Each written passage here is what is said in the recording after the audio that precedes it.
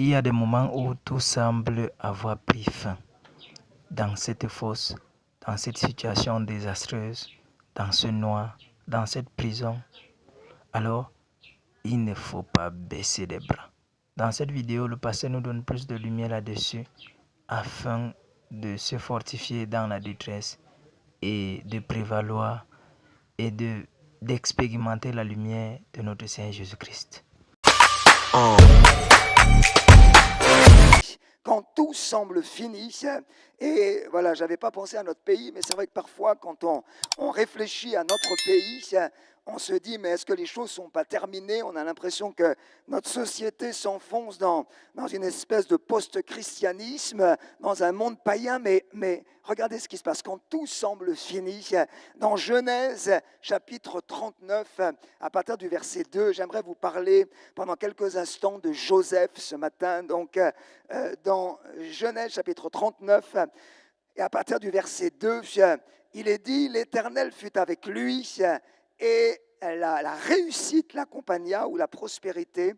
Il habitait dans la maison de son maître l'Égyptien. Son maître vit que l'Éternel était avec lui et que l'Éternel faisait réussir entre ses mains tout ce qu'il entreprenait. Joseph trouva grâce aux yeux de son maître, qui l'employa à son service, qui l'établit sur sa maison et lui confia tout ce qu'il possédait. Dès que Potiphar lui établit sur sa maison et sur tout ce qu'il possédait, l'Éternel bénit la maison de l'Égyptien à cause de Joseph. La bénédiction de l'Éternel fut sur tout ce qui lui appartenait, soit à la maison, soit aux champs. Voilà. Et puis on va lire encore au verset 21. Donc cette fois-ci, c'est quelques années plus tard dans la prison. Il est dit que l'Éternel fut avec Joseph. Alléluia, l'Éternel fut avec Joseph et il étendit sur lui sa bonté. Il le mit en faveur aux yeux du chef de la prison. Et le chef de la prison plaça sous sa surveillance tous les prisonniers qui étaient dans la prison et rien ne s'y faisait que par lui. Le chef de la prison ne prenait aucune connaissance de ce que Joseph avait en main parce que l'Éternel était avec lui. L'Éternel était avec lui. L'Éternel donnait de la réussite à ce qu'il faisait. Amen. Et puis dans les psaumes, au chapitre 105, il est parlé à nouveau de Joseph, psaume 105, et au verset 17, et là il est parlé de l'envers du décor. On a ce côté réussi dans le livre de la Genèse, et dans psaume 105, au verset 17, il est dit, il envoya, donc Dieu envoya devant eux, devant son peuple, un homme. Il s'appelait Joseph et il fut vendu comme esclave. On serra ses pieds dans des liens. On le mit au fer, donc on l'a fait beaucoup souffrir, jusqu'au temps où arriva ce qu'il avait annoncé et où la parole de l'Éternel l'éprouva. Le roi fit ôter ses liens, le dominateur des peuples le délivra. Il l'établit seigneur sur sa maison et gouverneur de tous ses biens. Amen. On va applaudir la parole de Dieu ce matin. Alléluia. Applaudissons la parole de Dieu bien fort. Alléluia, bien fort, bien fort, bien fort. Alléluia, alléluia. Voilà, l'histoire de Joseph, c'est une formidable histoire parce que je crois que c'est un résumé de ce que Dieu a préparé pour chaque homme, chaque femme qui met sa confiance en lui. Et vous voyez, d'abord, l'histoire de Joseph, c'est une histoire de réussite. Une histoire de réussite. Je voudrais te dire, Dieu veut que tu réussisses ta vie. Dieu veut que tu réussisses ta vie de famille, ta vie de service. Dieu veut que tu réussisses. Est-ce que tu peux le dire à ton voisin? Dieu veut que tu réussisses. Dieu veut que tu réussisses. Alléluia. Et vous voyez, la réussite de Joseph, c'est formidable. Ça a été qu'il a changé le monde autour de lui. La réussite de Joseph, il a changé le monde autour de lui. Il a changé l'atmosphère dans son travail. Il a changé l'atmosphère dans sa famille. Il a même changé l'atmosphère de son pays. Frères et sœurs, écoutez bien, je voudrais être clair ce matin. Ce n'est pas au monde de nous changer, c'est à nous de changer le monde. Merci pour votre enthousiasme, frères et sœurs. Ce n'est pas à nous d'être changés par le monde. On va le voir, Joseph a refusé de changer. Ce n'est pas à nous d'adapter la parole de Dieu parce que les gens voient les choses différemment aujourd'hui. Ce sont aux gens de venir vers la parole de Dieu et par la puissance du Saint-Esprit d'être changés. Alléluia! Frères et sœurs, voyez, il y a d'abord eu une réussite dans la vie de Joseph, mais aussi, j'aimerais dire, et c'est ça le sens de mon message, parce que je crois que c'est ce que Dieu veut dire, il y a eu plusieurs moments dans la vie de Joseph où il a eu l'impression que tout était fini. Il y a eu plusieurs moments dans sa vie où il a pensé que ça ne l'était pas, frères et sœurs. Ça ne l'était pas, ça n'était pas terminé. Mais il a pensé à certains moments que malgré toutes les promesses de Dieu, malgré tout ce que Dieu avait dit, il a pensé que c'était terminé. Et si je dis cela, je crois que peut-être certains, vous êtes concernés par cela. Vous êtes arrivés à un moment dans votre vie où il y a eu des promesses. Dieu a donné peut-être des visions, mais vous êtes arrivés à un moment donné où les circonstances vous font penser que tout est fini.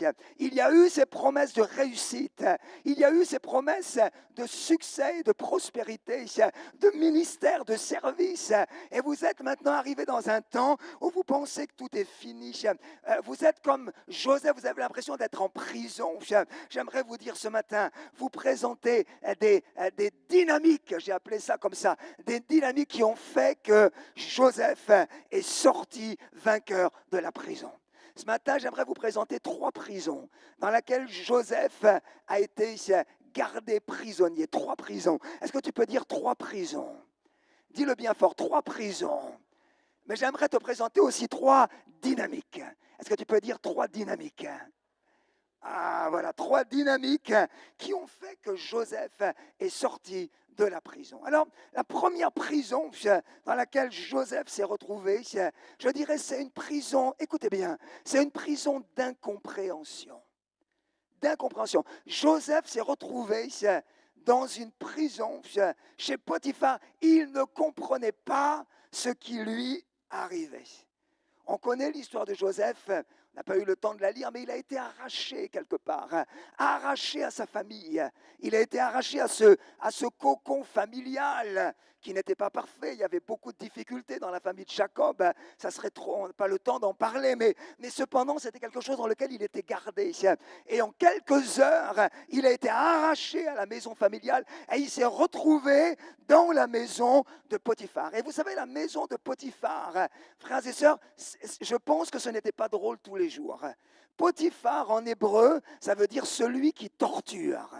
Il était chef d'une des gardes de Pharaon, et donc c'était quelqu'un certainement de très violent. Et on imagine ce qu'était la vie d'un esclave à cette époque-là, il y a des milliers d'années, ce qu'était la vie d'un esclave dans une maison, en plus où celui qui était le responsable était un tortionnaire. On imagine le mépris, on imagine le racisme, on imagine les coups, on imagine les punitions, on imagine les travaux difficiles. Bien aimé, il faut réaliser dans quelles circonstances Joseph se retrouve parachuté comme ça en quelques jours. Frères et sœurs, voilà cet homme qui se retrouve dans la prison où il ne comprend rien. Il ne comprend pas pourquoi cela lui arrive. Ça va à l'encontre de toute la parole de Dieu. Ça va à l'encontre de toutes les promesses de Dieu. Mais bien aimé, j'aimerais vous donner ce matin la dynamique de Joseph. Pour sortir de la prison de l'incompréhension, Joseph a continué à faire des bons choix. À faire des bons choix. Alléluia, frères et sœurs, je voudrais vous dire, les bénédictions, autant que les catastrophes qui arrivent dans notre vie, sont en général la conséquence de nos choix. De nos choix. De ce que nous décidons, même des choix qui paraissent minimes. Et je vais vous le montrer au travers de la vie de Joseph. Frères et sœurs, lorsque nous ne comprenons plus rien, ce n'est pas le moment de faire des mauvais choix. C'est le moment de continuer à faire des bons choix. Il faudrait qu'on affiche l'incendie de Notre-Dame. Je crois qu'il y a cette photo, voilà Notre-Dame, notre belle cathédrale. J'ai voulu vous la montrer parce que, évidemment, vous vous rappelez, il y a quelques années, cet incendie, et en réalité, cet incendie a été la conséquence d'un mauvais choix. on n'a pas le droit de fumer dans cette cathédrale. Et voilà qu'il y avait des ouvriers qui étaient dans les hauteurs. Et comme ils pensaient que personne ne les voyait, eh bien, ils ont fumé leur petite clope, excusez-moi l'expression, et au lieu de redescendre le mégot avec eux, eh bien, ils ont laissé un ou deux mégots comme ça sur les parties boisées de la cathédrale. Et c'est par ce petit mauvais choix, excusez-moi de le dire comme ça, que cette grande cathédrale qui représente, qui symbolise notre pays, a failli s'écrouler. Et en tout cas, c'est la conséquence de ce mauvais choix, c'est que des milliards et des milliards ont dû être dépensés et investis pour rétablir cette cathédrale. La puissance d'un choix. La puissance d'un choix. Il faudrait qu'on affiche la diapo suivante.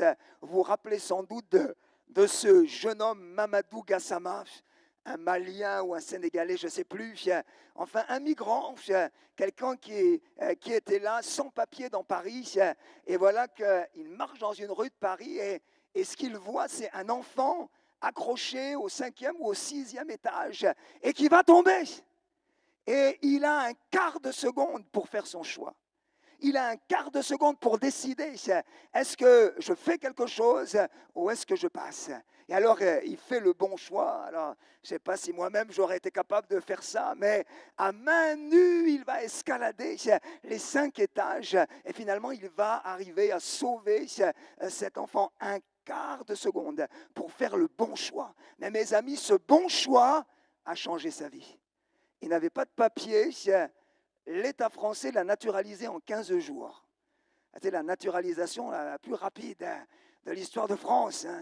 Cet homme qui n'avait pas d'appartement, la mairie de Paris lui a offert un appartement. Cet homme qui n'avait pas de métier, on lui a proposé d'entrer aux pompiers de Paris. Ce bon choix a entièrement changé sa vie. Et ce matin, j'aimerais vous dire, frères et sœurs, vous êtes dans la prison de l'incompréhension. Faites le bon choix. Alléluia. Et vous voyez, Joseph, quelque choix très simple qu'il a fait, mais il a assumé le fait d'être différent dans la maison de Potiphar. Il a assumé le fait d'être différent. L'adultère était courant en Égypte, mais quand Madame Potiphar s'est approchée de lui, il a dit, moi je suis un enfant de Dieu, je suis différent. Bien-aimé, on dit beaucoup aujourd'hui qu'il faut s'assumer. Vous entendez ce mot, hein? Il faut assumer sa couleur de peau, il faut assumer ses origines, il faut assumer ses rondeurs, il faut assumer sa sexualité. Enfin, on nous dit qu'il faut assumer. Frères et sœurs, moi ce que j'aimerais vous dire, assume le fait d'être un chrétien. Assume le fait d'être un enfant de Dieu. Assume le fait d'appartenir à Jésus. Alléluia. Accepte d'être un homme, une femme différente pour Jésus. Vous savez, quand l'Église, elle devient trop proche du monde, quand l'Église, elle veut tellement être acceptée par le monde que finalement elle devient comme le monde, alors bien aimé, elle perd sa destinée. Quand tu as l'impression que dans l'Église, tu retrouves les mêmes choses que dans le monde, quand tu retrouves sur l'estrade le même égo, le même orgueil que tu peux trouver dans le monde, la même colère, les mêmes disputes, les mêmes divisions, la même immoralité, le même matérialisme, frères et sœurs, il n'y a aucun impact. Il ne s'agit pas de devenir bizarre, il ne s'agit pas de devenir mystique, mais frères et sœurs, Dieu nous appelle à montrer la différence dans ce monde. Et c'est comme ça que Joseph est sorti de la prison de l'incompréhension. Il est resté, quelqu'un de différent. Alléluia. Assume de ne pas vivre dans l'immoralité comme les gens de ce monde. Assume de ne pas fumer le cannabis, même si tu peux en acheter au coin des rues. Je parle aux jeunes et peut-être des fois aux moins jeunes. Assume de défendre la vie humaine depuis l'embryon jusqu'aux soins palliatifs. Assume, mon frère, ma sœur, assume la différence. Alléluia. Ne nous conformons pas au monde présent, nous dit la parole de Dieu. Faisons le choix d'accepter, d'assumer, d'être différent. Alléluia. Pas juste pour être différent, mais parce que nous voulons rayonner de la présence de Dieu. Joseph a refusé aussi de s'apitoyer sur lui-même. C'est intéressant quand on voit la vie de Joseph, on voit un homme qui se retrouve là, coupé de sa famille, coupé des siens, et il aurait pu facilement plonger comme ça dans l'apitoiement sur lui-même. Mais on voit qu'au contraire, dans la maison de Potiphar, il s'est mis à agir. Dans la maison de Potiphar, il s'est mis à travailler.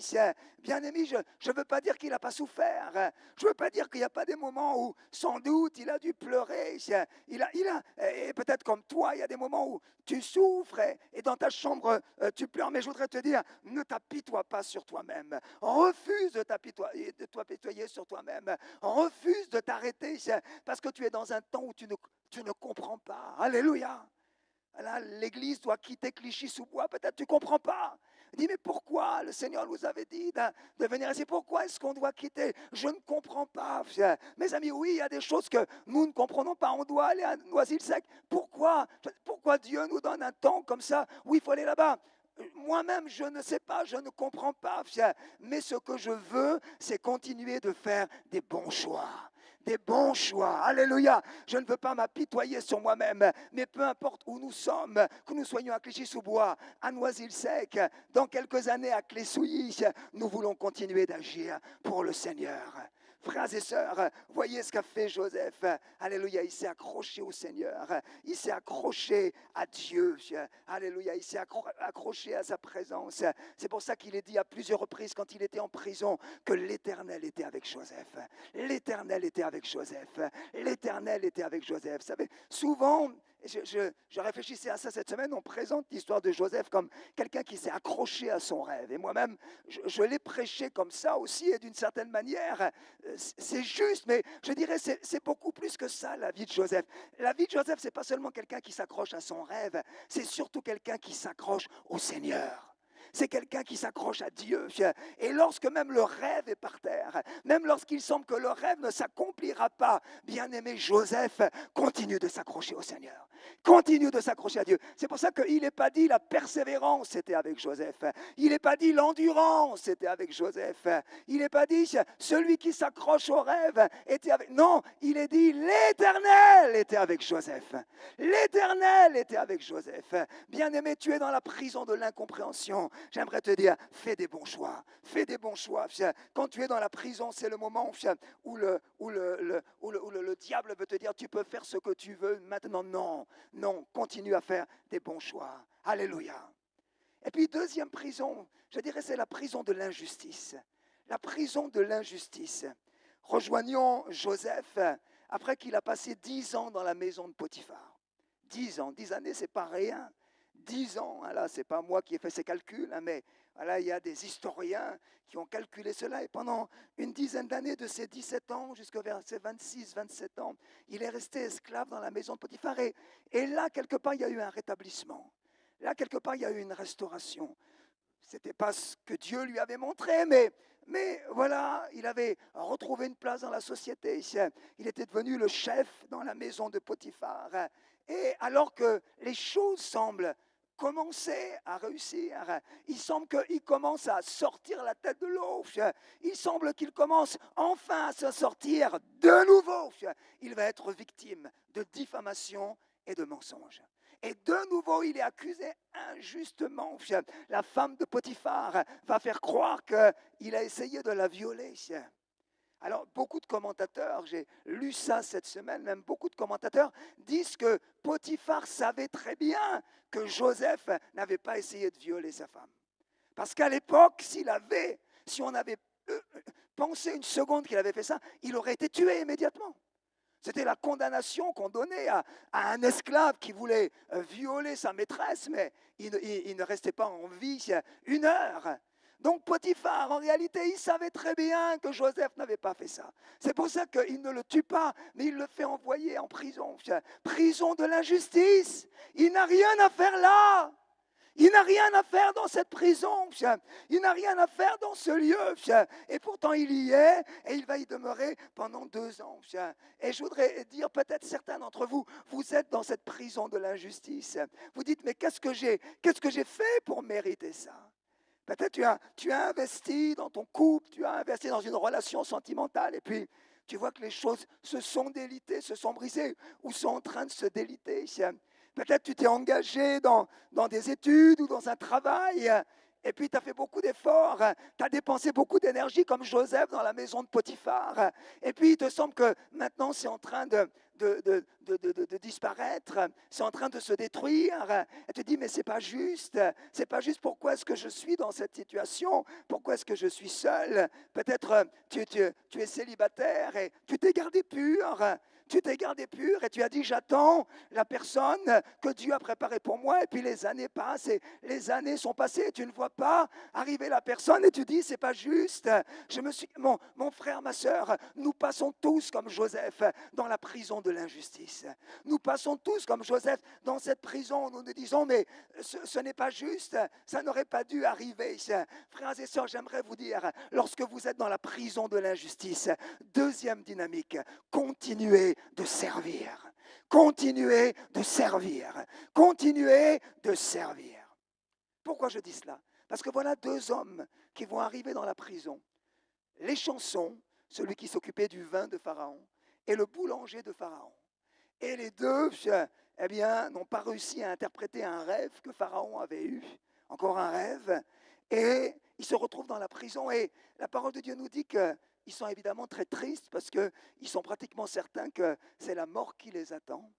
Et là, nous trouvons un tableau extraordinaire. Cet homme, Joseph, qui est injustement en prison, qui pourrait dire, mais moi, je m'occupe de plus personne. Servir les autres, ça, c'était pour avant, mais regardez dans la situation dans laquelle je me trouve. Joseph, qui est condamné injustement, va aller vers ces deux hommes et il va leur dire, pourquoi avez-vous mauvais visage? Et il va tenter de trouver une solution pour ces personnes. Il va les servir, il va les aider, il va les écouter, il va écouter leurs rêves, il va prier pour pouvoir trouver vraiment la réponse à ce rêve. Bien-aimé, quand tu es dans la prison de l'incompréhension, continue de servir, continue de servir, continue de servir, continue de servir. Alléluia. Alléluia. Tellement de chrétiens qui sont des experts aujourd'hui sur la manière dont il faut conduire l'Église. Ils ont des diplômes de spectacologie. Ils sont là et ils regardent comme ça. Ah mais là, elle aurait dû faire ça. Il aurait dû faire ça. Ah si seulement on m'avait écouté. Ah si seulement on était allé dans cette... Ah si seulement ce frère avait prêché cela. Mon ami, j'aimerais te dire ce matin, laisse tes diplômes en spectacologie et viens rejoindre l'arène avec ceux qui travaillent, avec ceux qui servent. Viens nous rejoindre. Viens nous rejoindre. Viens rejoindre le ring. On a vu des combats de boxe là, cette semaine ou la semaine dernière, je ne sais plus, aux Jeux Olympiques. Hein, c'est facile quand on voit les boxeurs. Hein, on dit, mais il aurait dû. C'était, si seulement il avait fait ça. Ouais. Oui, d'accord. Devant ton poste de télévision, c'est facile. Mais viens sur le ring. Viens sur le ring. Viens nous montrer ton jeu de jambes là. Viens nous montrer la force que tu as dans tes bras, dans tes épaules. Viens nous montrer ce que tu sais faire. Quand les coups pleuvent, quand les coups sont là et qu'il y a des coups et des coups, viens nous montrer. Mon frère, ma soeur, quand tu passes dans une prison d'injustice, c'est le moment de continuer de servir. De continuer de servir. Vous savez, Joseph, il a réalisé que même s'il était en prison, sa vie continuait d'appartenir au Seigneur. Est-ce que tu comprends ça? Ce n'est pas parce que tu passes par des moments difficiles que maintenant ta vie t'appartient. Ta vie, elle est toujours à Jésus. Jésus est le propriétaire de ta vie. Que tu sois dans le palais de Pharaon ou que tu sois dans la pire des prisons, le Seigneur t'appelle toujours à le servir. Le Seigneur t'appelle toujours à le servir. Je veux le dire, mes frères et sœurs, parce qu'il y a une année qui va commencer. Dieu nous appelle à servir ce monde, à servir les autres, à nous engager. Peut-être il y a des choses que tu ne comprends pas. Peut-être il y a des choses qui te semblent injustes. Et tu dis, oh, je vais arrêter de servir. Regardez Joseph. Il a dit, je vais servir jusqu'au bout. Jusque dans la prison, je vais servir. Alléluia. Peut-être il a eu l'impression que ce qu'il faisait, ce n'était pas grand-chose. Hein, qu'est-ce qu'il a fait? Il a simplement écouté un peu ces deux hommes et puis il leur a donné quelques conseils. Peut-être que toi aussi, tu as l'impression que ton service, c'est pas grand-chose. Moi, je m'occupe juste de quelques enfants ou peut-être je viens faire le ménage. Voilà, peut-être c'est quelque chose qui t'apparaît petit. Mais mes amis, le petit rend les bénédictions de Dieu possibles. Le petit rend les miracles de Dieu possibles. Le petit rend les interventions du Seigneur possibles. Alléluia. Attention, mon frère, ma soeur, ne deviens pas un chrétien qui t'arrête. Ne deviens pas un chrétien qui arrête. Non, le Seigneur veut t'apprendre dans les temps où tu es dans une prison d'injustice. Le Seigneur veut t'apprendre à continuer de servir. Continuez de servir, continuez de servir. Vous savez, Dieu voulait apprendre à Joseph qu'il fallait qu'il ne s'appuie que sur lui. Dieu voulait lui apprendre cela. Et il y a ce cri, vous voyez, au moment, ça m'a encore ému cette semaine en voyant les chansons qui est finalement libéré. Il y a ce cri de Joseph. Il lui dit, souviens-toi de moi quand tu seras heureux. Souviens-toi de moi quand tu seras... Je dirais quelque part, c'est le dernier cri d'un homme qui s'attend encore aux autres hommes, qui s'attend encore à l'humanité. Souviens-toi de moi, je suis là dans cette prison, c'est pas juste. J'ai rien fait, souviens-toi de moi. Et vous savez, la phrase qui tombe après, il est dit, les chansons l'oublia. Les chansons l'oublia. Comment on se dit, mais comment c'est possible? Comment cet homme qui doit sa vie à Joseph a pu l'oublier? Frères et sœurs, je crois que c'est là où Dieu voulait amener Joseph. Dieu voulait l'amener à un point où il ne comptait désormais plus que sur Dieu. Si la promesse doit s'accomplir, c'est par le Seigneur uniquement. Si le rêve doit s'accomplir, c'est par le Seigneur uniquement. Si la vision doit s'accomplir, c'est par le Seigneur uniquement. Plus par son papa, il comptait tellement sur Jacob. Mais Jacob n'était plus là. Il a tellement compté sur ses frères, mais ses frères l'ont trahi. Il a tellement compté sur Potiphar, qui était pourtant un maître dur, mais Potiphar même l'a abandonné. Il a tellement compté finalement même sur les chansons. Peut-être lui, finalement, il va m'aider. Mais finalement, tous les appuis humains ont disparu. Et bien aimé, si Dieu permet que nous passions parfois dans des prisons d'injustice, c'est parce qu'il va nous montrer qu'il n'y a que lui. Il n'y a que lui. C'est lui qui accomplira ce qu'il a dit dans ta vie. Frères et sœurs, c'est lui qui accomplira ses promesses pour la vie du CRC.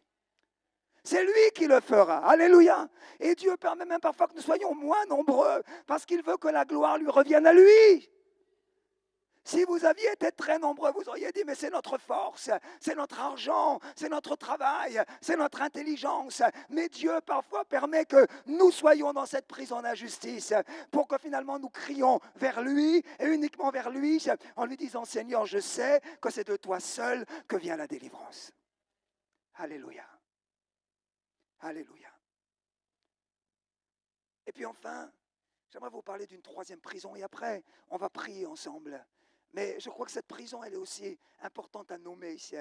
Parce que nous savons la suite de l'histoire 2 ans après. Finalement, miraculeusement, le pharaon va libérer Joseph. Et Joseph va se retrouver finalement délivré, élevé, comme le Seigneur lui avait montré. Les gens vont commencer à se prosterner devant lui. C'était le rêve qu'il avait reçu des années auparavant. Le rêve et la vision vont commencer à s'accomplir. Mais nous savons que lorsque la famine est venue, elle est venue non seulement sur l'Égypte, mais sur toute cette région. Et finalement, les frères de Joseph sont arrivés en Égypte parce qu'ils avaient appris qu'il y avait du blé en Égypte. Et voilà que nous connaissons cette scène où finalement Joseph va se rendre compte que les gens qui arrivent, ce sont ses frères. Ce sont les gens qui l'ont trahi. Ce sont les gens qui lui ont fait du mal. Ce sont les gens qui l'ont jeté dans cette citerne. Lui criait, ayez pitié. Ayez pitié de moi, peut-être comme parfois toi tu as crié après certaines personnes. Ne me laisse pas, ne m'abandonne pas, ayez pitié. Et puis, ils l'ont laissé. Et mes amis, tout d'un coup, cet homme qui pensait que la page était tournée, il pensait que le passé s'était passé, que maintenant Dieu, l'avait établi et il se rend compte qu'il est toujours dans une prison d'amertume. Il est toujours dans une prison d'amertume. Amertume. C'est curieux parfois, frères et sœurs, comme des choses qui se sont passées il y a 20 ans, il y a 30 ans, il y a 40 ans. Quand tout d'un coup on les ramène, c'est comme si elles étaient aussi vivantes que le jour où on les avait vécues. N'est-ce pas? Et c'est ce qui se passe pour Joseph ce jour-là. Tout d'un coup, revoir ses frères, ça lui rappelle tout d'un coup tout ce qu'il a vécu comme difficulté. Tout d'un coup, l'abandon, la violence, leur méchanceté, les mensonges, la cruauté, la détresse, l'angoisse qu'il a ressentie. Tout d'un coup, tout cela est remonté. Et le Seigneur fait remonter cela et lui montre qu'il est encore dans cette prison d'amertume. Et lui dit, mais si tu veux vraiment être libre, il faut que tu pardonnes. Il faut que tu pardonnes. Et moi, j'aimerais finir ce message là-dessus. Si vous lisez l'histoire de Joseph, vous allez voir que pardonner, ce n'est pas facile. Pardonner, ce n'est pas facile. Je suis toujours étonné de voir des gens qui parlent avec légèreté du pardon.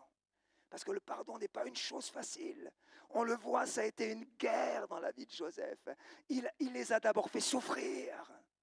On sent qu'il a voulu se venger. Il les a enchaînés, il les a mis en prison pendant plusieurs jours. On sent qu'il y a une lutte. Il veut leur pardonner en même temps. Il veut se venger. Il veut leur pardonner en même temps. Il y a toute cette violence à l'intérieur de lui qui lui rappelle tout ce qu'ils lui ont fait subir. Et ça va durer pendant plusieurs semaines, ou même parfois on le retrouve seul dans sa maison à pleurer. Il y a cette lutte en lui, peut-être comme il y a cette lutte dans ta vie.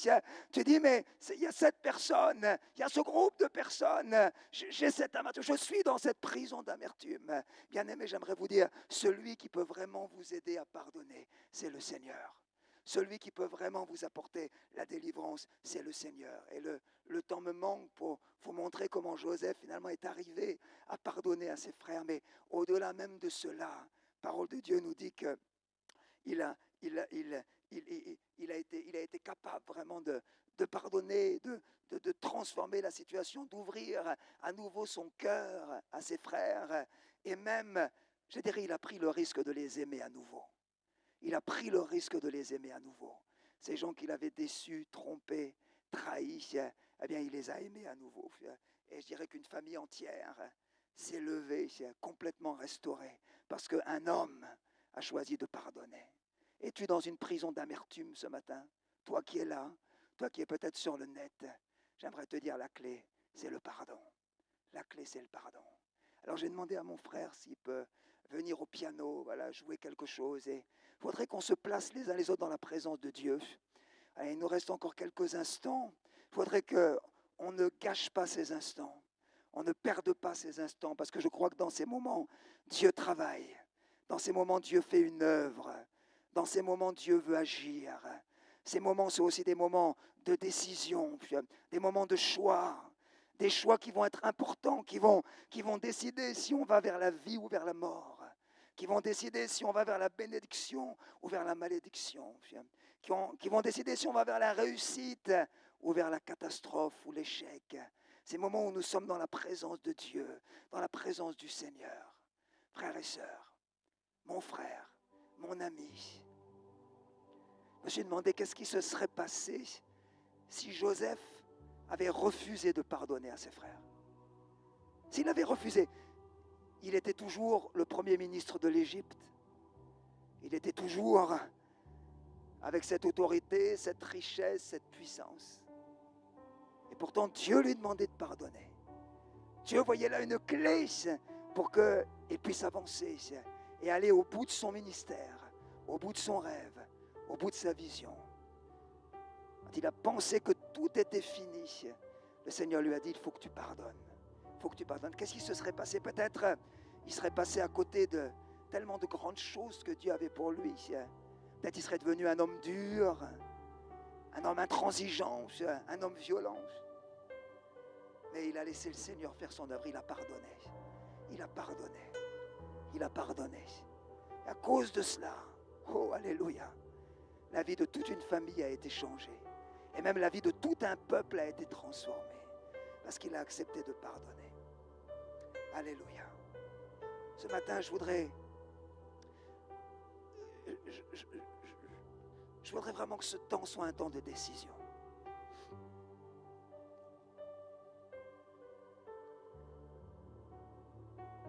toi qui es dans une de ces prisons que j'ai nommées, tu sois ici ou en train de nous regarder chez toi dans ta maison, je voudrais dire à plusieurs, il faut te décider à servir. Il faut te décider à servir, à continuer de servir. Peut-être tu avais décidé dans ton cœur d'arrêter de servir les autres. Et je voudrais te dire, il faut que tu te décides. Il faut que tu te décides à servir. Il faut que tu te décides aussi à pardonner. Il faut que tu prennes la décision. Prends la décision de pardonner aujourd'hui. Quand tout semble fini, fais le bon choix. Fais le bon choix. Fais le bon choix. Peut-être il y a là, devant toi, 2 chemins. Je te dis à quoi bon continuer de marcher avec Dieu? À quoi bon continuer de marcher dans ses voies? Allez, je vais prendre le chemin le plus large, le plus facile. Alors le Seigneur t'arrête ce matin et te dit, même quand tout semble fini, continue de faire des bons choix. Continue de faire des bons choix. Bien-aimé, j'aimerais que simplement ceux qui sont touchés par une de ces paroles, pas vous demander de vous approcher, mais si vous prenez une décision ce matin dans votre cœur, quelle qu'elle soit, il faudrait que simplement vous vous mettiez debout à votre place. Et j'aimerais prier pour vous. Que vous soyez ici, que vous soyez en train de nous regarder chez vous, même dans votre chambre, dans votre salon. Si vous prenez la décision, parce que peut-être les choses semblent finies, mais Dieu vous a parlé ce matin. Dieu vous montre ce qu'il faut faire. Dieu vous touche. Juste mettez-vous debout à votre place. Faites-le maintenant.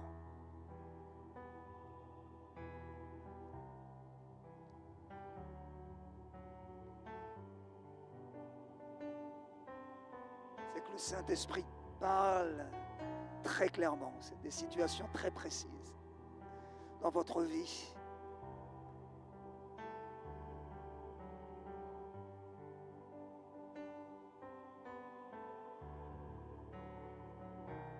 Lève-toi.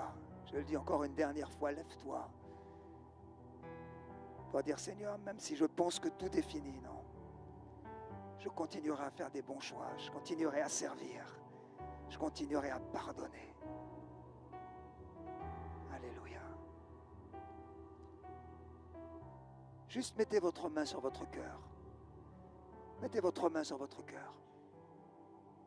Alléluia. Parlez au Seigneur quelques instants là où vous êtes. Parlez à Jésus. Dites-lui, Seigneur, tu m'as parlé, j'ai entendu. Je fais le bon choix, Seigneur. Tu peux compter sur moi, Seigneur. Tu peux compter sur moi, quoi qu'il arrive. Priez simplement.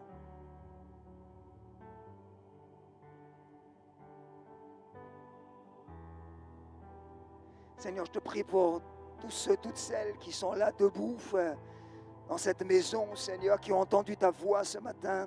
Je prie pour ceux qui sont aussi dans leur maison ou en train d'écouter ce message, peu importe où. Seigneur, je prie vraiment que par la puissance de ton Saint-Esprit, tu les visites. Seigneur, comme tu as visité Joseph, Seigneur, dans sa prison, et tu as mis dans son cœur des dynamiques puissantes qui ont changé ces prisons en des lieux de grâce, en des lieux de bénédiction, des lieux de réussite. Seigneur, je prie pour chacun d'eux afin que la décision qu'ils prennent, maintenant elle soit scellée dans le nom de Jésus, qu'ils puissent marcher dans ce que toi tu as préparé. Seigneur, je proclame que les promesses que tu as faites, elles s'accomplissent. Seigneur, je proclame que ce que tu as dit, tu vas le faire. Même si aujourd'hui, les choses semblent terminées, même si aujourd'hui les choses semblent finies, je déclare que comme pour Joseph, ce que tu as dit s'accomplit dans le nom de Jésus. Bien-aimés, je vous bénis au nom de Jésus. Et je sais que le Seigneur, comme il était avec Joseph, il est avec vous. L'Éternel est avec vous dans le nom de Jésus. Amen.